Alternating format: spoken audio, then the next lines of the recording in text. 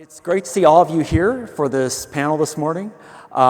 If you're here to send over the next few days, you're going to hear a lot of presentations and panels talking about propulsion in space. And people are going to debate what's the most effective propulsion system for space. People are going to talk about, is it kerosene or methane or liquid hydrogen, or is it hydrazine versus other storable propellants?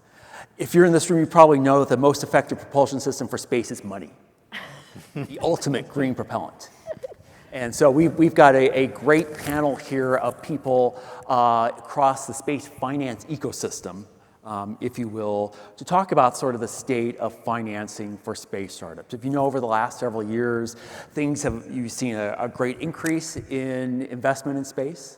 Gone down, it's gone up a little bit. We had a SPAC boom and then a SPAC bust.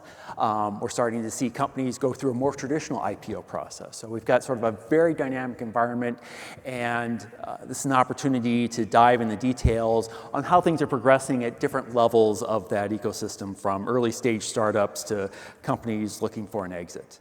And we encourage you, over the course of our discussion, to submit questions using the app there. I think should be some instructions on tables up on the screen as well at some point as well. Those will come up here to me, and I'll be keeping an eye on them as the discussion goes along. So if a good question comes up during the course of the discussion, I can try and weave that in. So you don't need to wait until the end to submit the questions. I've been on panels where people waited till the last 5 minutes, and then 50 people submitted questions, and they asked, well, why didn't you ask my question? Well, you should have asked it earlier. So putting that out there. So I'm going to actually, rather than read sort of long formal bios, which are available on the app anyway, ask the panel to spend a minute or two sort of introducing themselves, where they fit into the market, and maybe sort of like a top-level overview or maybe a hot take we can debate about space financing. So Rafferty, start with you. Hi, my name is Rafferty Jackson. I built my career coming out of Silicon Valley in the 90s, so I've always been in software and technology, and I've always been on the startup side. Except for one company, I was in a large public company called VF Corporation, where I was on the executive team for the North Face, Vans, Eagle Creek Reef, and JanSport. So my career has been really diverse. The last thing I did was help build and sell Beats by Dr. Dre to Apple for $3 billion. After doing that, I decided to follow my passion. And I wanted to come in and help in the space industry and startups in particular, because I do believe that space entrepreneurs are solving our hardest problems here on Earth. And that's what drives me every day. So I've committed the last 10 years of my life to figuring out why entrepreneurs in deep tech, so STEM founders, can't communicate well. And I've now put together a program to help them pitch to the rest of us. So the 99% of the world that has no idea what they're talking about, but will be the people who will be their new employees, renting them space, their bankers, their lawyers, all the rest of us. So I've been working on that in particular at Seraphim Space. I work in their accelerator, and then now I'm an independent investment committee member on Seraphim Space Venture Fund 2, where we're moving now into seed and pre-seed. And I also run the startup space competition at Satellite. So again, I'm trying to get to as many startups as possible. I try to get them out to the market and get their idea to the market for the market to judge whether it's a good or bad idea. I just don't want any idea to die in the lab. So I help on the finance side, the business side, strategy side, very, very early. And then for a couple funds in the Valley, I still come in as a temporary COO or CEO on a down round usually when they're removing the executive team. And I kind of come in for 6 and 8 weeks and sort of strategically look at what's happening. How can I help the company sort itself out and get going again? And I come from heritage. My dad worked on the Titan, so he was at Cape Canaveral building one of the launch sites there, and I still have his hard hat in my office. Noah. Hey everyone, I'm Noah Feingold. I'm over at Stellar Ventures. We're a specialized early stage fund, primarily pre-seed and seed, looking at space and space adjacent technologies. Personally, I spent about 3 years at our sister organization, Stellar Solutions, building their venture practice internally. And then when we realized that space was doing really well, we spun that out into Stellar Ventures Fund 1, which we just finished fully deploying at the end of last year. And we are now operating out of Stellar Ventures Fund 2. We have about 29 companies in the portfolio now, pretty wide range of technologies, hardware, software, constellations, components, pretty much everything within the space domain is something we'll take a look at. I guess the going tagline is if it's enabled by space or enables something in space, it can fit in our portfolio. Like Rafferty, like we're very driven by customer demand. The customer demand is very quickly evolving in this sector, as I'm sure everyone in this room knows. So we're pretty founder-focused, technology-focused, but we spend a lot of time talking to customers, trying to understand what they want now, what they're going to want in the future, and how we can use venture capital to bridge some of the gaps there in the tech development and driving to those capabilities. All right, Adam. Yeah, thanks, Jeff. Thanks, everyone. I'm Adam Broecker. I lead Lockheed Martin Evolve. And often the question is like, what is that? Is that a CVC? So Lockheed does have a corporate venture capital arm, Lockheed Martin Ventures. I sit on that investment committee. And then we also do full-scale M&A, which is where I spent most of my career. And our leadership, really our CEO, Jim Takelet, came in a couple years ago from telecom and said, we really need something in between, really to carry companies through the valley of death, or really to stand up new entities. If we look across the ecosystem and don't really see the startup that we need, we can kind of create them from whole cloth. But they're really focused on commercial dual-use technology. I think everyone's kind of bought in on that notion. But how do you actually get that as a conduit to something that can actually go to Mars or actually go to the moon? There's a lot of technical work to be done there, really a need for patient capital. And we really think that's where we fit in and fill that gap. All right, great. I wanted to structure this, at least for the first part of this panel, of looking at sort of like the different life stages in the life cycle of the company, sort of the early stage, the growth stage, and then the late stage, in terms of how financing is changing, how opportunities are emerging, maybe opportunities are changing or closing for startups. I want to start off with the early stage companies that maybe are just now looking to go out and raise a seed round or a Series A round. That funding seems like it's, there's been a steady stream of funding in that area, but want to ask the panel here, how has that been changing over the last several years in terms of the availability of funding, where it's coming from, what investors are looking for these early stage startups? So maybe Rafferty, you want to start? I think I'm going to start probably with a more controversial statement, which is I'm out in the El Segundo economy right now, and you can pick up and throw a rock, and I can hit a VC seed fund right now that's doing national security and defense. So things have really changed. All of a sudden, everybody has shown up, and Gundo Bros and the whole bunch of people that are now claiming to be experts in VC and investing, and they don't have any experience. Although they might have had military service. So we have this really unfortunate, because I feel like it's going to be the collapse of 2010 again. What happened in the first wave of the space economy was a lot of people invested in early stage companies back in 2000s, but there was no fund to help with that Series C, that when you need the 200, the 300 million, the 400 million, it didn't exist. So all those companies, all those investors pretty much got wiped out. And now you're saying, we call it a new economy, but it's it's another generation of a new economy, right? But the challenge is behind the scenes is pretty mature now. We've got, people like Seraphim, that we've got a publicly traded trust, we've got a long growth fund, we've got a seed fund, you've got a seed fund, you've got another fund, you've got both sides, you're playing on the long game and on the short game. But a lot of money is flowing into early stage, because a lot of people are standing up these funds really quickly out of nowhere, grabbing this moment of national security and defense. So for early stage company, there may be real opportunity to get money. The challenge is, does that fund know the people when you need to do your Impulse just did a Series C at 300 million? Do they know those funds? Because that's a different ecosystem, a different group of people, a different network. Those people are not in this room. They're not at this conference. They're at a whole different conference. So there is a lot of money for early stage. There's a lot of opportunity, but I think now if you're an early stage company, you need to be a little bit more discerning about who you're working with, because a lot of new people have shown up, and it's sort of like the SPAC run.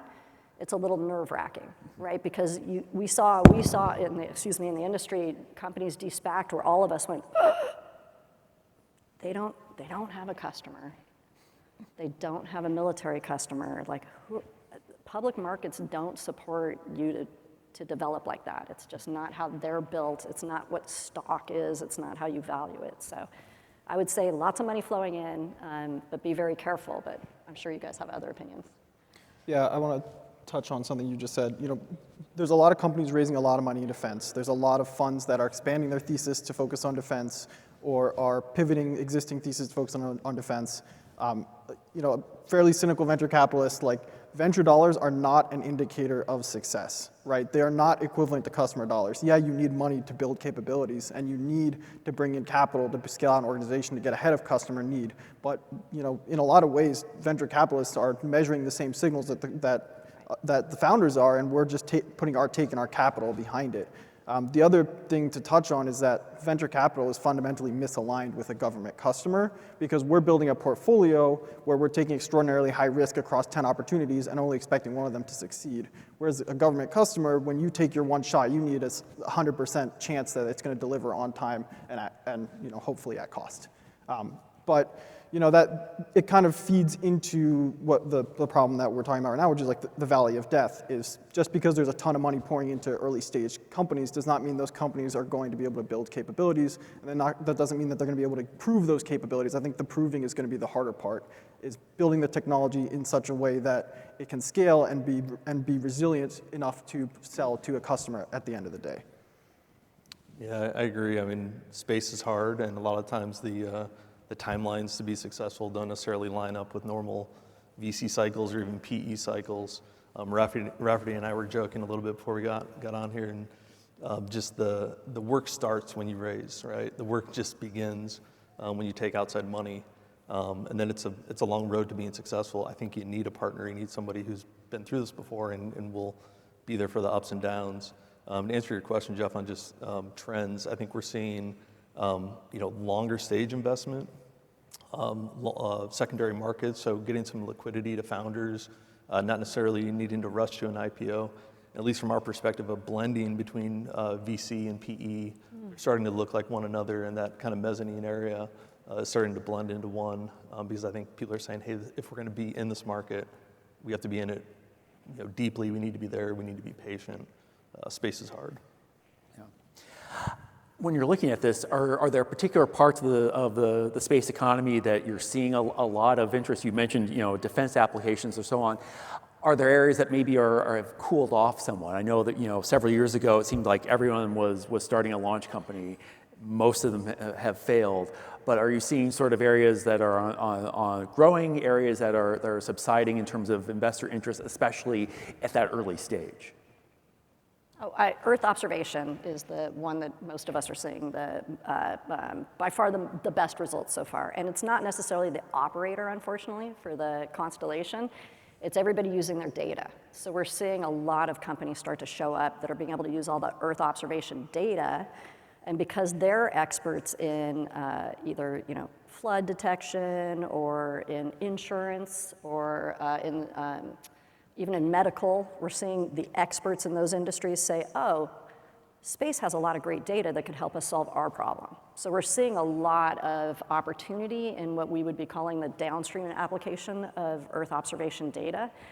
The constellations that are holding their data, trying to build the software and terrestrially and trying to sell it, they seem to be struggling a bit more with figuring out how the flow of their finances are going to work.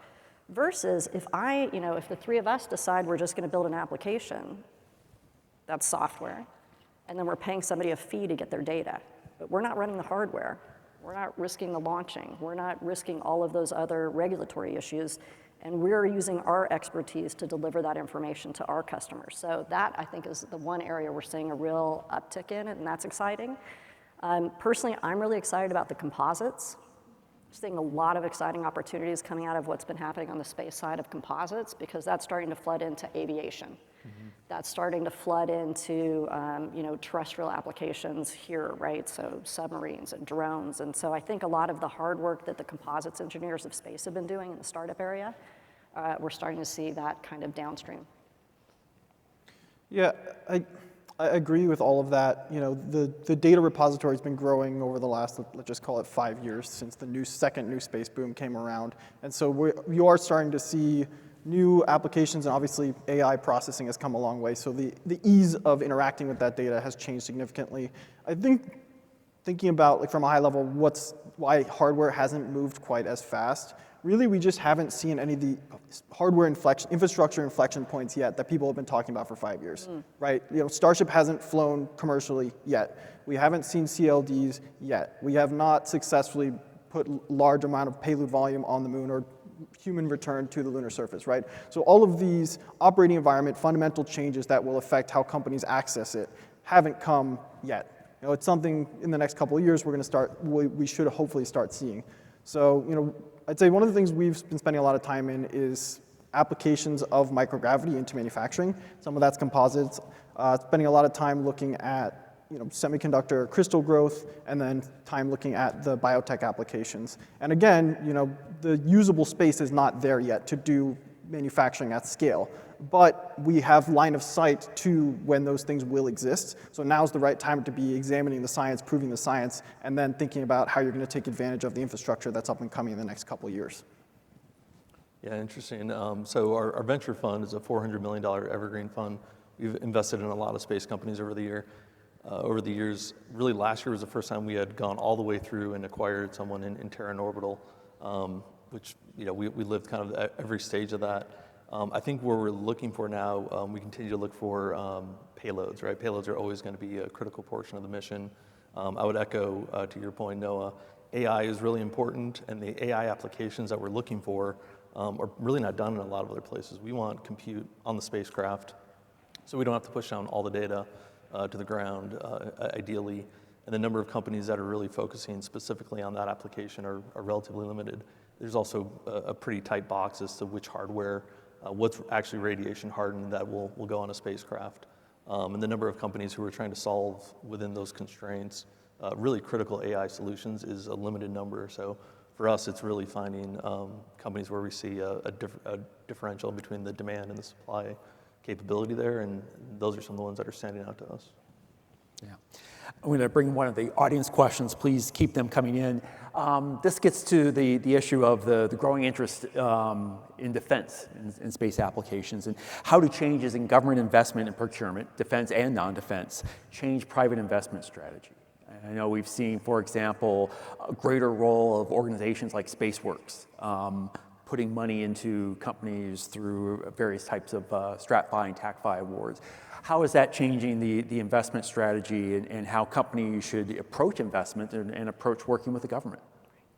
The challenge remains the same, no matter what size company you are. What is the customer problem you're solving? That is always and will fundamentally remain the first principle of starting a company. It is incumbent upon the startups to really understand that customer problem.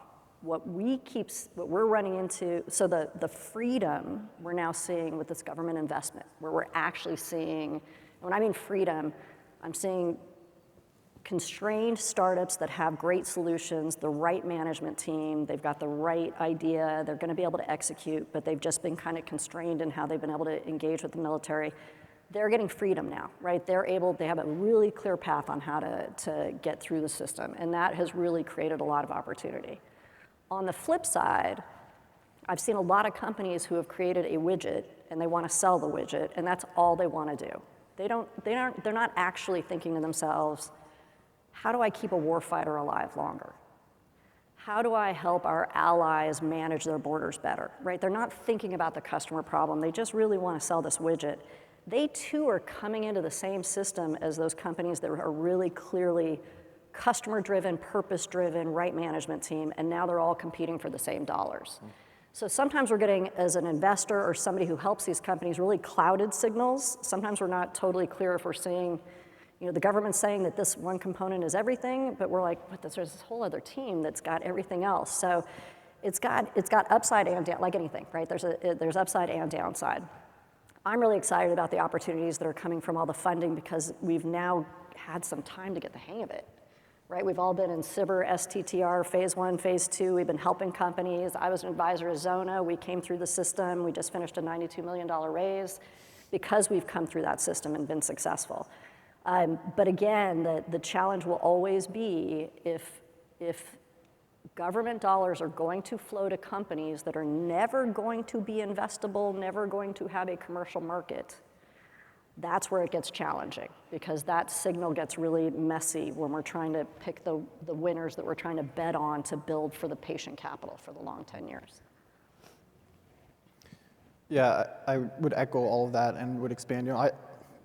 Call me naive, but I believe in a well-functional financial system where there's a type of capital for every company, or no capital if you don't need it.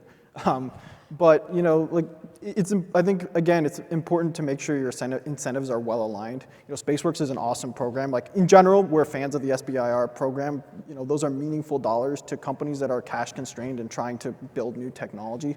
But they're not signals of customer demand at the end of the day. So while we like to have companies apply for SBIRs and win SBIRs, and it needs to be well aligned with their mission, but that mission needs to be well aligned with the customer. And so we have to be checking that vision. We have to be checking to see where customer priorities are shifting. We have to be checking where the opportunities are. There's just a lot of moving pieces to align. But it's a great program. I think SpaceWorks in particular, given it's a relatively young organization, we're getting to the point now, and Zona is a joint company of ours, where the companies are in the StratFi range, where they're going to have to be looking to be moving beyond the SBIR cycle into program dollars, hopefully. And fingers crossed that some of the companies are able to cross that bridge. But we haven't seen any mechanisms really that have addressed the valley of death, which is right there. The StratFi is eating away at it a little bit, but it doesn't take you all the way there. So. Yeah, I mean, I think any form of non-dilutive capital is helpful. Any non-interest-bearing capital is helpful, especially for these young companies. To your point, that doesn't necessarily mean you're going to have a customer on the other end of it. We are excited to see what the Office of Strategic Capital is going to bring.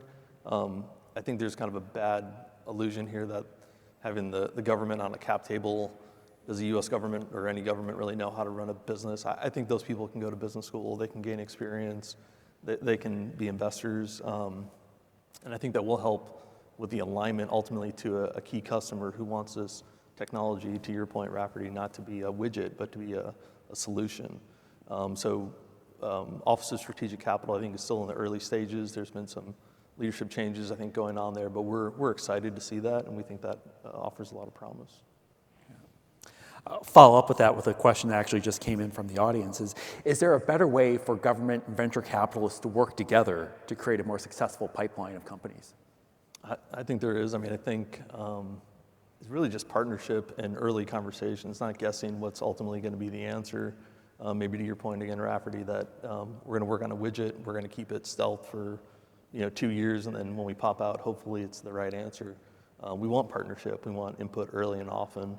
And I think there's a lot of opportunity there. Yeah, I agree with that. I think the government's a huge customer for the sector, if not the customer. And so a constant feedback loop of whether things are going in the right direction is always helpful. The other thing to consider is that there's a lot of really expensive hardware constraints around development and testing and manufacturing that the government often has access to that would be extremely meaningful to these startups. And we actually just partnered with CASIS and the ISS to do an accelerator called Orbital Edge, where the participants in the accelerator get the opportunity to fly payloads and get astronaut time put up by CASIS. And so this was a really exciting opportunity for us because we get to come in with equity dollars and we get to support the companies and help them do all the regular, build a pitch deck, build a business plan, make sure they're doing customer discovery, all that. But we also have the government helping us make sure they're getting a payload to orbit and making sure that flight is meaningful and useful. So we have, the combination of private and public here in a really interesting way. I would say that what he just explained, that new accelerator, and I really encourage you guys to look into his accelerator, is a very different paradigm. There's Andre Dumit over at Aerospace has created something called the TRL Boot Camp. So over at the Aerospace Corporation, they're trying to take in certain companies and actually help them move up the TRL. So that's another opportunity, I think, to see the Valley of Death maybe change in a different way, because early on, the Aerospace Corporation is really hands-on to this company and helping them actually get from 5 to 6, like some of these big moments that are hard and more expensive. The big issue is that the incentives aren't aligned, right? And they never will be. As a limited partner investing in his fund, I'm not necessarily saying to myself, I want my capital to help the war fighter, which is what he's doing over there. I'm saying, I want my money to make more money than the market's making. And that's what I'm asking him to do. It has nothing to do with the warfighter. It has nothing to do with any of these other things that we're talking about. So, when you think about VC and you think about government, the incentives are very, very different. And that's where on the cyber side, if the government decides that that component's really important because it's a business that is just important, maybe it's in a part of the country that's important, maybe it's in an economic area that they're trying to rebuild and it's important, then it's important that the cyber goes there. But that doesn't have anything to do with, can I now help that company get to venture capital funding, because their economics are never going to be able to come before the funds that I help or the funds that he helps, or I can't take them to Adam and say, well, you look at them. So that's where you end up with the, I don't think friction's the right word, but it's all different alignments and different ideas that are kind of floating around. And that's what's fun about being on the business side of space, is we're always kind of moving levers around and trying to figure out how to get something to connect and can we help. And when we see a really talented person, then we're really trying to figure out, because we think this person could really help, the law. All of us are trying to help the warfighter. All of us are trying to help economics and human life here on Earth. All of us want us to have a better life for all human beings, all of us on the planet, regardless of your national boundaries. So we all kind of sit around and try to figure out how to help and move, but it's all these different levers and they are not aligned and they don't have the same interests. I want to move on to sort of the next stage in the company life cycle, the companies as they're growing. We've seen since the beginning of the year a number of companies raising large rounds in the Series C range. Companies like Stoke Space, Impulse, Varda just earlier this month have all raised rounds from over $100 million up to $300 million. What's changed to sort of open up the market to these larger funding rounds? Is the market changed? Have the companies changed? Why are we seeing more of these rounds now? I'd say all of the above, right? Because I think, to start with the fundamental, the management teams have changed. So the management team is two people creating an idea in a lab are not going to be the management team that's going to be able to take in a $300 million investment. It would have to have gotten bigger. So they will have brought in talent that's had experience in running companies or taking companies public or building out whole structures of, making sure all the internal ERP systems are working, like all these structural things, right? I don't want the person who's invented some remarkable signal to be the same person trying to figure out how big a room to lease, right? Like you want other talent. So the companies have started to really mature. And space is looking interesting to people coming out of business now. It looks real. It looks like I could take a job at a company and be there for 10 years, as opposed to it's just kind of a wingnut startup idea. So that's been a really significant change. Also, with journalists and the financial papers starting to cover space, there's enough information now for investors to understand the long tail of space. So if you're out in the Series C and D, and you're just hearing about that company, that's another 20-year company. Right? That's a 30-year company. You as an investor can look at that and say, that's the long tail of an economic boom. And I want to be in the early stage of it. So I think that that's really been the big change, and that we've got commercial signal. It's still distant. Every year we say it's coming, but it is, a signal is happening and we can hear it. So we're more comfortable if the company is really just a defense customer now, but they can see the commercial. We're getting more comfortable that money should flow into it because that commercial is coming. Yeah, I mean, I think the space market's inherently dual use and potentially commercial margins. So when we see decks all the time, it's, well, we're going to do defense, but we're going to go after the commercial margins. We're going to try and dip into both. And I think there's just a view that there's growth in the market. There's potential growth in margins above what is typically seen in the federal acquisition regulations. There's a lot coming out of the White House around potentially turning the FAR upside down and going after more commercial approaches to everything in the DoD and intelligence community.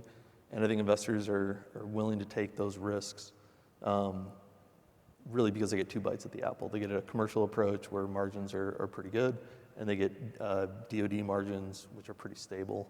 And I think that looks attractive to investors. Yes, I think there's two things to note here, and I'll give you one of my hot takes, so don't hold it against me.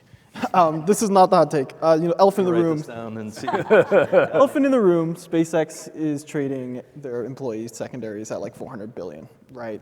So for venture capitalists, when you underwrite an investment, you need to have at least one really strong comp, and I'm not endorsing a single comp as a way to structure investments, but having an outlier like SpaceX kind of skewing the entire exit analysis really makes it easier to put large amounts of capital at valuations that wouldn't have made sense previously. And you couple that with the fact that there's only a handful, sub 20 companies that have gone public, some through SPACs, some through other means in the last 10, 15 years in the space sector. It's a relatively small pool to be underwriting against. Mm-hmm. Now, the hot take I'm going to give you is that COVID caused capital compression across the private stack, and that's been especially notable in fields where there's been a big uptick in public interest, like space, defense, AI. What I mean by this is that everybody sat on their money during COVID for 9 to 12 months because they wasn't sure what's going to happen, and then the end of that period rolls around, and we saw it in the public markets. Funds don't give their money back to their LPs. They need to deploy it. So they deploy it really fast, and it causes inflation in the market. It happens in private markets too. It's just a little bit slower. And then, we had administration change. We had change in rate environments, and then capital at the top, institutional capital, which invests in venture capital and private funds, all became a little bit nervous and started sitting on their capital. And that trickles down. And you combine that with the fact that everybody's feeling bad about the SPACs and not deploying capital into public markets. And so you get all these people with their funds either sitting on capital or thinking, how can I make more effective, get bigger equity, make bigger impact with my capital? And the answer to that is we step one stage earlier. Right, so you get all these funds that were going to be investing in IPOs, and there's no IPOs. They're now doing late-stage private equity, and they're forcing all of the funds that would have been competing for that now can't compete with a check basis one stage earlier, and that funnels all the way down to us at the seed and pre-seed stage. And so you're seeing enormous amounts of capital put in at the seed and pre-seed ideation stage. You're getting $20 to $50 million initial rounds, where before you were seeing 2 at 10, right? The very common COVID era price is $2 million at a $10 million price. And so it just leads, it's not necessarily a bad thing. It's a very good thing to be well capitalized, but like we talked about earlier, there are certain milestones that you can't get around with more money. Like you can't get to space faster. You can't make your TVAC run faster, right? So we're in a very interesting time of trying to appropriately match investor interest with milestones and with customer interest. All right. You mentioned IPOs, and we've started to see what looks like the window open for IPOs for space companies. Voyager went public back in June. Firefly just filed their S1 to go public. Karman Space and Defense went public earlier this year. Are they a harbinger of a wave of more IPOs to come in the space industry, or are they maybe just a little bit of outlier?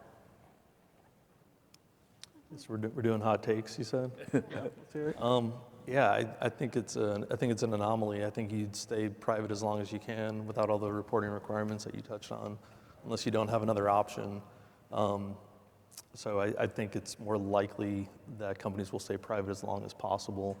And then when they can't get enough capital, which has historically been why you do an IPO, right? You just can't get enough from smaller funds to fuel your capital needs. That doesn't feel like what's going on right now. So I think we'll see more companies staying private longer. I think it's an anomaly. Well, I think especially to follow up on what Noah was saying about secondaries, it used to be you had to go public within 10 years of starting your company if you gave stock options, because the stock options expire, right? So if you're trying to keep your employees at year 11, they'd all quit if you hadn't given them liquidity. So if you can stay private and give your employees liquidity like these secondaries, then it really does become unappetizing to be public. Because if you look at a P&L of a public company, depending on how they do their math, 30% of the employees and costs are just doing public company regulatory work.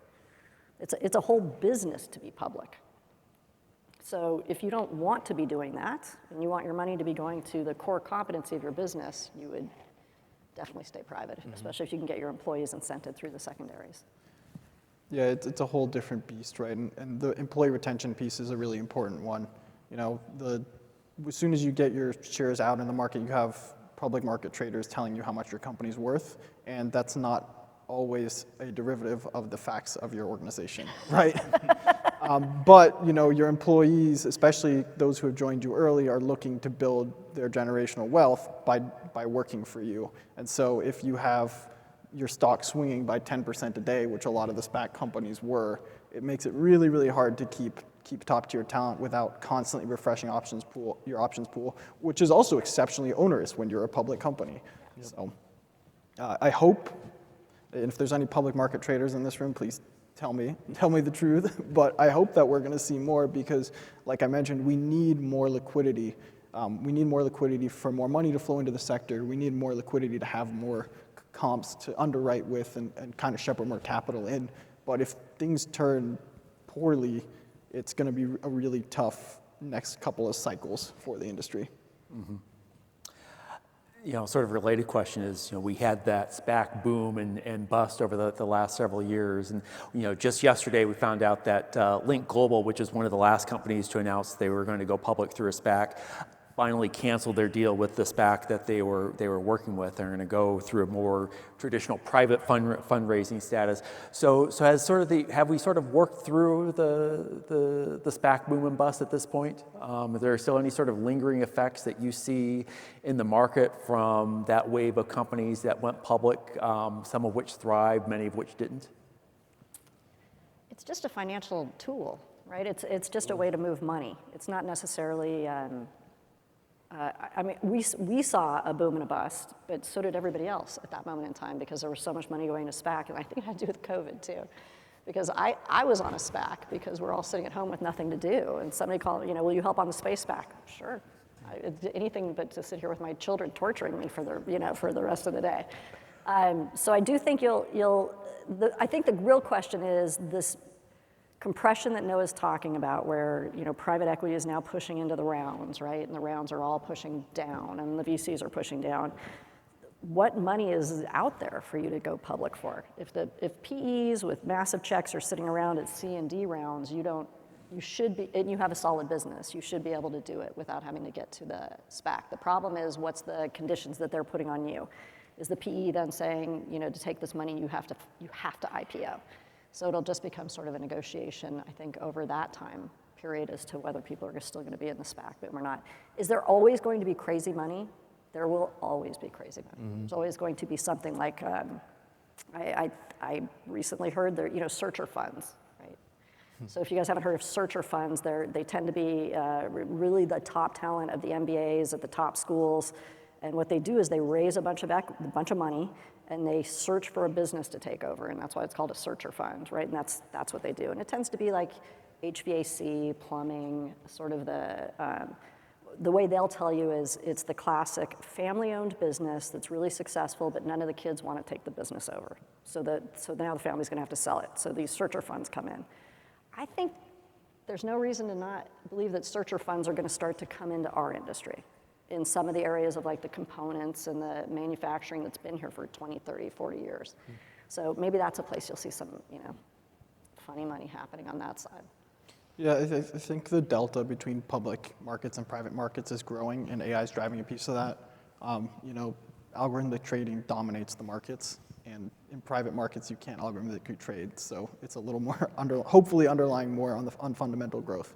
As far as SPACs, they are just a tool. It was a tool that we actually were excited about for this market because, and there are some companies that did SPAC that are doing extremely well now. It gives you a big war chest to go build out a portfolio of adjacent capabilities to finally get your product all the way to maturity, to expand on customer conversations, to build out your manufacturing, right? And there are a handful of companies who did extremely well at this. There are a handful that, saw an influx of cash and spent it as fast as they could and didn't see a lot of result from that. I think with SPACs, the fundamental misalignment was with the incentive structure, where the board members of the SPACs were getting a disproportionate amount of equity, disproportionate amount of equity in the businesses. And so you had the SPAC owners profiting regardless of the performance of the company after it went. The funny money went to the SPAC, not to the actual company. Yeah, I think SPACs have been around since the 80s, so to both your points, it's a tool that's been around for a long time. Why do we see the spike? I think there was a lot of interest. There was a lot of retail interest. I think if you were to ask the average retail investor how they did with their space investments, it was probably not great, so probably not a great experience for them, again, with a few exceptions. But I don't think that's causal. I think Rocket Lab was going to do well in any form of an IPO. I think some of the other companies that did well were just good companies with good backlog, well-run management teams, and the SPAC was a tool for them, but so would have a conventional IPO or staying private longer. So yeah, I think it was a moment in time, much like wearing masks at conferences and to the grocery store, but I'd be surprised if it comes back. All right. I want to turn to some audience questions that have come in that have sort of come in sort of different areas that didn't sort of neatly fit into the flow of discussion. I want to start with this one because I expected, there'd be people in the audience that are maybe founders or thinking about starting up companies and wanted some insights in terms of how to raise money. This one was sort of like next level is, how should students with VC or startup experience position themselves if they want a career in space venture investing? They're going after your jobs. Or joining our teams. I'm not the one to ask because I'm a curious person, so my whole career has just been sort of open and curious, right? I never said I'm going to come into space and try to help people like him make a decision whether to invest or not, right? That was not ever on my to-do list. I would just say make sure you're always open and curious. Every person you meet could be somebody that you could help in the future, and when you help, they tend to help and remember you. But for me, the reason why I've been successful is because I did it, right? I've got 30 years of operating, right? So I've been on the management team, getting ready for the IPO, taking the company public, having to clean up the board, having to get to the bankers. I was the only woman in the room at an IPO, and the only other women were serving coffee, and it was 18 people, and I was running the deal, right? So I've been in it doing the work. So I tend to be helpful because I understand the discipline of financials, right? First principles, solve the customer problem, and you should be able to sell the product for more than it costs you to make it, and you should have a line of sight to something that's down the road and not a one-hit wonder, right? But I think from your perspective, what would you say about how you've run your career? I got lucky getting here, so I don't have a great answer to the question. I think this is the right time to be trying to get into this industry, and I think you're going to see a lot of generalist funds expand space practices right now. Being here right now is probably the right step a good step in the right direction. Space is a pretty small industry with a lot of unique technological and regulatory moats, and those are the things that generalist funds are going to have trouble addressing. So the more you can build expertise and knowledge around those things, the better your value proposition will be to help folks who want to get into investing in this space. Yeah, I think you got to start in banking, you got to start in engineering, or you got to start at a company who's in space today or wants to get into space. You got to learn, the market, to your point, the disciplines at some level, or the financial, and ideally all three of those. It's a nuanced market. It's really exciting. There's a lot of people who want to get in it. And I just think you can't take no for an answer. There's people who are going to say no, you're going to interview, you might not get the job. But if you really want to do these roles, keep at it and keep fulfilling your intellectual curiosity will take you a long way. Question on launch market. Is launch solved from an investor perspective? And I think the person's getting the question is, are we going to see more investment in launch companies, or are we set with the players that we have now? That's a great question. I'm happy to go first. I think there's a lot of expectation around Starship, when and how it happens, and are there going to be orbital transfer vehicles? It's going to be a dump truck to take a lot of mass into one orbit. How do you get everything else from there to the orbit that it needs to go to? I think that's going to open up an entirely new market of getting last mile delivery in space, for lack of a better term. And then there's going to be a lot of people who aren't going to want to go on maybe that cadence, or are going to want their own timing to put up a particular mission or a particular orbit. So I think that is going to be a splash that will shift the market. I don't think we're fully fulfilled. I think there's always going to be tweaks that we need to make, and a lot of opportunities for launch companies. I would turn the question and ask the customer if they think launch is solved, right? We're just following the customer demand here, and in the vein of that question, I think the companies that have done launch really successfully are not seeing launch as their most profitable business line. It's really an enabler for their profitable business lines, and so it's a hard business to invest in right now, because it's so capitally onerous to get to a mature capability, and the risk is really high, and then the margins aren't that great at the end of the day, not to mention the big incumbents that have mature capability right now. But is the problem solved? It doesn't seem like it. We've got a long list of startups that are waiting for the next transporter mission and getting bumped from one to the other, right? So I think the other piece of that is, sovereign capability and even regional capability that we're seeing evolve, whether it be a government or even like a municipality that wants access to specific orbits. That's a place where we haven't seen a ton of movement yet, but we expect to see a lot of these regional responsive launch vehicles pop up. But again, will the business model align itself with venture capital? I'm not sure, but like we talked about, there's a lot of other types of capital to develop technology. Yeah, I think it's a great question to ask when you think about, maybe for that earlier question about what would I do to become a space investor. So what they're talking about is the customer, Starship, right? Everybody understands the Starship will, when and if it comes on, and when and if it decides to do anything other than its own private satellites, when it starts to actually service the commercial market, when will that be? So do I invest now in an orbital vehicle that's waiting for that moment in time? Because that's a strange investment, because what I'm waiting for is something I don't have control of. Mm-hmm. So do I really want to put all this capital in this great orbital vehicle that's going to solve all these problems when they're 100% reliant on somebody else deciding to get their rocket launched? Mm-hmm. And that's where the question of how, that's one of the unique things I find about space. Because when I was in software, that was not a problem. If you were having a problem with Oracle, you went to SAP. If you were having a problem, you just moved the cables and you just moved the software and you cleaned it out and you reloaded it. And yes, the users had pain, but you kept going. We have actual moments where things are just plain old stuck because of something else. So I think micro launch and regional will really come online. So for like Latin America, Astrolintu is a company that I keep my eye on. Scotland is obviously all in on trying to stand up their regional launch capabilities. In theory, Blue Origin will compete, against.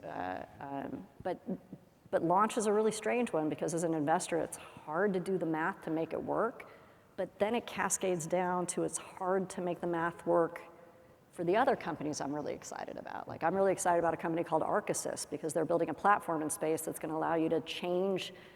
So if you need to, put components together, they'll be able to do that for you. If you need to swap out your propulsion, it'll be able to do it for you. It's an autonomous robotics platform that once you're up, it will be able to keep you up, or it'll be able to build you while you're up. Until Starship starts going, the whole thing kind of stands still because they make sense when you have all that garbage in space. Mm-hmm. You have a whole bunch of people in space that want to start building out, be more resilient in space and or just launch pieces in space, and then this platform will put it together for you, and then you can get in orbit. So we have a choke with the bottleneck of launch, but it's also really hard to invest in. The math is very difficult to invest in. And I'll add one quick thing is that we didn't talk about at all is like alternative launch vehicles, right? Whether it be like a long shot, which is using they call it a potato gun, it's an air gun, or like a spin launch that's using primarily electromagnetics, Yeah, or Auriga, right? Yeah. Auriga's doing the same thing.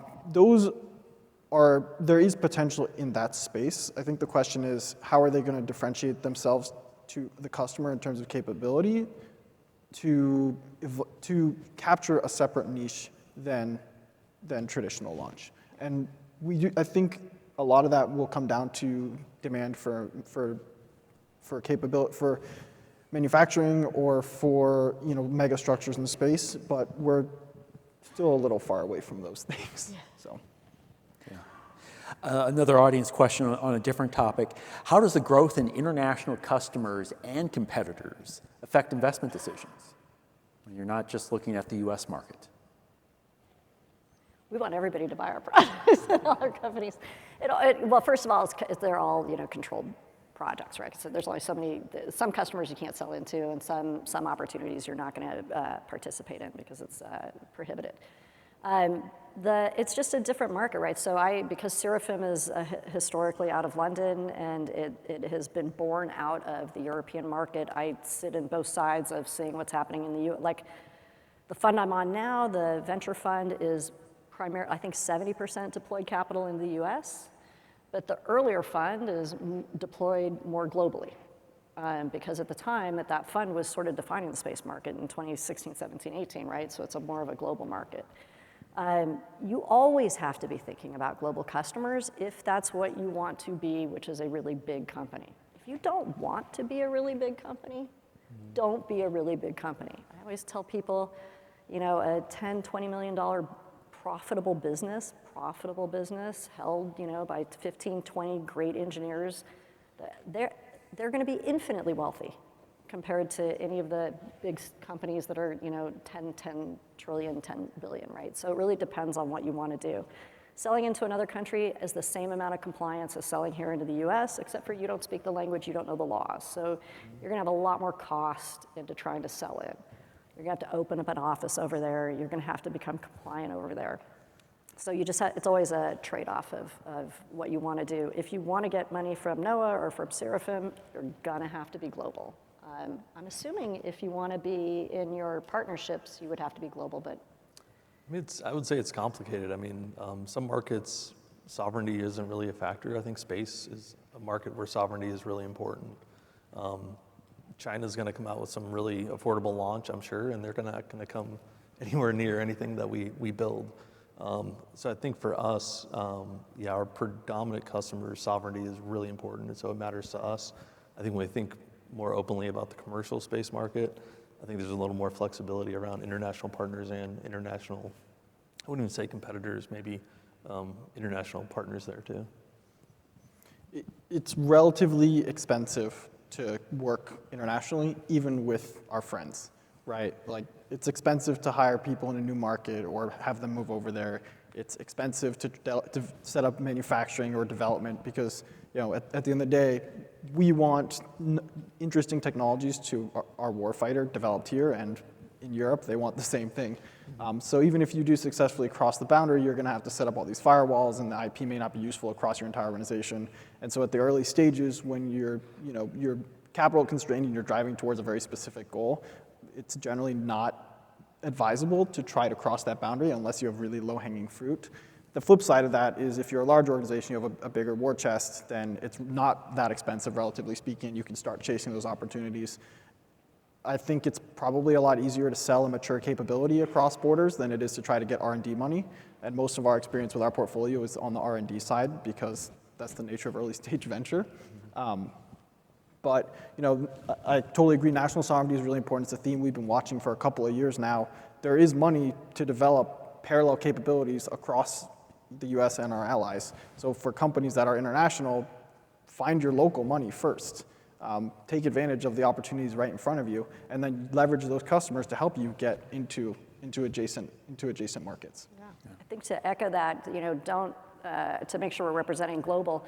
So like Earth Eye Space is a company that is specifically not selling in America, right? It's based in Singapore and Australia and India, and it's doing satellite tasking on demand with its own instantaneous AI filtering for whatever your use case is. So if you're looking for like dark ships, or if you're looking for counting forests, or if you're looking for national security. So you're a customer of Earth Eye, you would come through as a regular know your customer, right? They still have to do know your customer and make sure that you're a good actor. But within whatever country you're in, they're gonna be able to show you whatever satellites your country allows you to see, which may not be the same satellites the United States would allow you to see. So the United States market is not necessarily always the market you need to be thinking about. So if you are internationally based, I would say go all in on your country as much as you can. Go all in on your region as much as you can, because I think you're gonna find the money and the opportunity will be flowing towards you.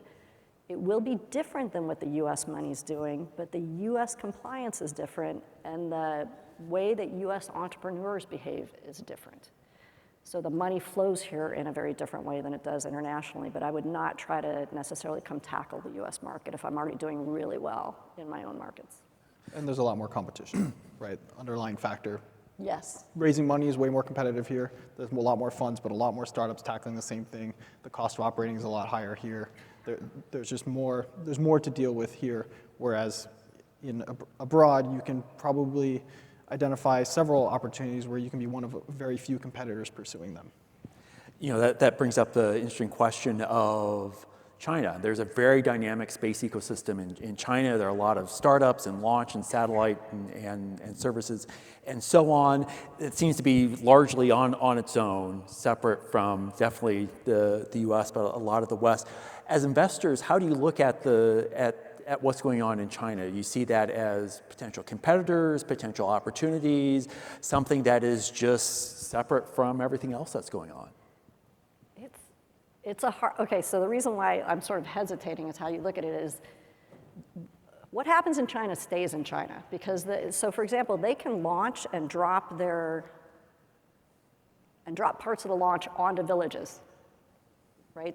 They don't have the same constraint of, sort of safety that we think about, where like, so as we launch, we're hitting into the ocean, right? As they launch, they don't have the same concern. So they will rapidly launch in a way that is just something we would never do. It's just not an opportunity, unless we were at war or something, unless it was some critical system. So some of what they do is so extreme in how fast they're willing to go and how fast they're willing to have a risk-reward trade-off.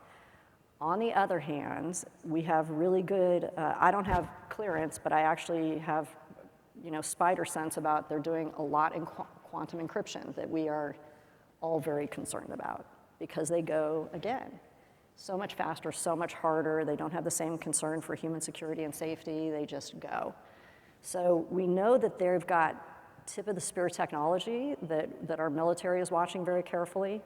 But as an investor, it's not going to be technology that we can even really think about or even, I wouldn't have a quantum encryption company here in the US necessarily say, are you competing with what they're doing in China? Because it's a different animal at this moment in time, not only for national security, but just the way they do it. I would never say to an American company, go ahead and put your employees in harm's way to develop this, and I expect that of you. It's just not the same risk-reward profile. Yeah, relatively speaking, it's not that important to us. I think something that hasn't been mentioned yet is that there's no public accountability there, so they can claim basically whatever they want, whenever they want. So we have no idea how we in the public sphere outside of closed door environments have no idea what's actually going on over there. And so for us, the only indicator that's important is whether our government is reacting with money for the companies to develop parallel capabilities. What's like the nuances of like what companies are being formed and what they're doing on a day-to-day basis doesn't matter at all, because they're never going to make it here. They're never going to be direct competitors for the customer set that our companies are pursuing.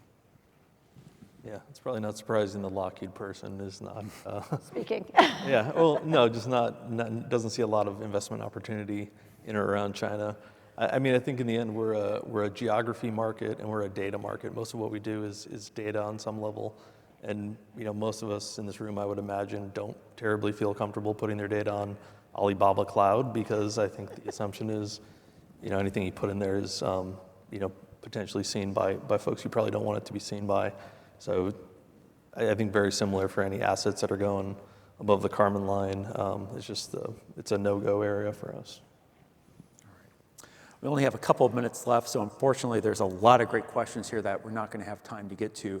But to sort of close things out, I want to ask the panel sort of one thing that they are looking forward to or perhaps predicting or like to see in the space market in the next year or so. Just sort of what are you expecting? What should the audience be keeping an eye out for in terms of space investment in the next year? Customer problem.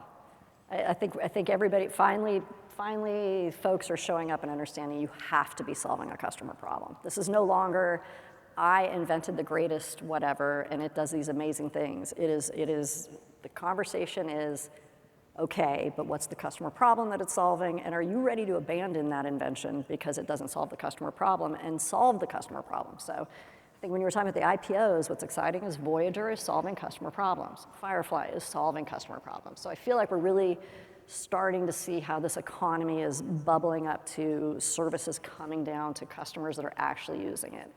I think the other thing I'm really excited about is I don't have to say to people anymore, when I say I do space work, they're always like, oh, you launch rockets. And I always say, no, it's, like, did you put gas in your car to come over here because, gas in your car is a credit card transaction on a satellite, right? Or did you use Google Maps?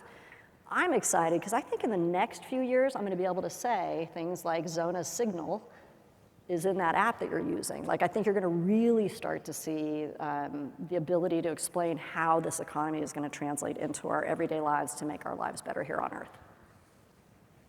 I think it's pretty exciting the way that the budget is playing out right now. There's some new programs and some older programs that are getting a lot more money for in-space capabilities that we've been kind of waiting on for a number of years.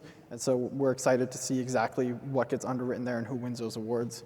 I think more tangibly excited to see more people land on the moon. I think lunar is going to create some interesting opportunities and economies of its own. And as soon as we have repeatable return capability, there will be some cool stuff happening. Yeah, I think I have a similar take as you, Noah. When we look at the Ascend logo here, right, it has humanity on the moon. I think Artemis 2 is just going to continue to get people excited about space that aren't thinking about space today for applications that might not ultimately involve exploration. But, the Apollo missions inspired a generation. It probably inspired all of us on some level. We're all probably in this conference because it was just such a cool thing to be part of, such a important national mission. So many international partners we're working with through the Artemis Accords. I'm excited about that. And I read a great article in Space News. I don't know if you guys saw this on the Senate stepping up. We think there's a lot of promise in the future here. All right. I'm looking forward to hearing more about these fundraising rounds and the developments by these companies as they turn that rocket fuel of money into space products and services. So unfortunately, we're out of time. So please give the panel a round of applause and hope you have an enjoyable conference.